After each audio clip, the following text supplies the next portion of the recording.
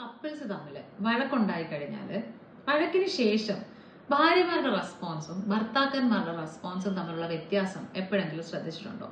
ഭാര്യമാരെ സംബന്ധിച്ചിടത്തോളം അവർ പെട്ടെന്ന് ആ വിഷയത്തിൽ സംസാരിക്കുവാൻ ശ്രമിക്കും, പെട്ടെന്നൊരു ഡിസ്കഷൻ മോഡിലേക്ക് പോവുകയും ആ വഴക്കിന് ശേഷം ഹസ്ബൻഡിന്റെ പുറകെ നിന്ന് അത് സംസാരിക്കാൻ ശ്രമിക്കുന്നുണ്ടാവും. ഹസ്ബൻഡ് അവിടെ ഇല്ല എന്നുണ്ടെങ്കിൽ പാരഗ്രാഫ് വെച്ചിട്ട് മെസ്സേജുകൾ അയക്കുക, കോൾ ചെയ്യുക, പുള്ളിയെ കണക്ട് ചെയ്യാൻ പറ്റുന്ന എല്ലാ സാഹചര്യങ്ങളും യൂസ് ചെയ്യുന്നതായിട്ടും കാണാം.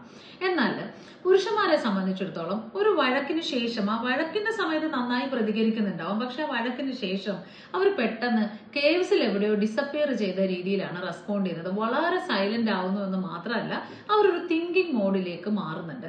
ഇവിടെ എന്താ സംഭവിക്കുക? ഭാര്യ എത്ര പ്രാവശ്യം വിളിച്ചിട്ടും മെസ്സേജ് അയച്ചിട്ടും ഒന്നും ഭർത്താവ് റെസ്പോണ്ട് ചെയ്യാതെ വരുമ്പോൾ ഭാര്യമാര് വിചാരിക്കും അവര് നമ്മളെ ഇഗ്നോർ ചെയ്യുകയാണെന്നും അതല്ലെങ്കിൽ നമ്മുടെ ഇമോഷൻസ് പ്രോപ്പറായിട്ട് മനസ്സിലാക്കുന്നില്ലെന്നും ആ വഴക്കിന് ശേഷം കുറെ പ്രാവശ്യം ഞാനാണല്ലോ ഇനിഷ്യേറ്റീവ് എടുത്ത് അങ്ങോട്ട് വിളിക്കുന്നത് എന്നൊന്നും ഇവര് ഹസ്ബൻഡ് മനസ്സിലാക്കുന്നില്ലല്ലോ എന്ന് ഭാര്യമാര് കരുതാറുമുണ്ട്, വിഷമിക്കാറുമുണ്ട്.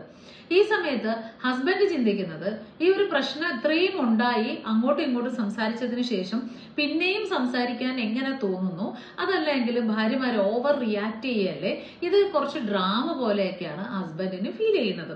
ഇത് സ്നേഹമില്ലാത്തത് കൊണ്ടല്ല ഭാര്യയും ഭർത്താവും ഒന്നും ഇങ്ങനെ റെസ്പോണ്ട് ചെയ്യുന്നത്. കാരണം സ്ത്രീകളുടെ റെസ്പോൺസ് സിസ്റ്റം എന്ന് പറയുന്നത് എപ്പോഴും ഒരു ഡിസ്കഷൻ മോഡിലാണ് വർക്ക് ചെയ്യുന്നത്.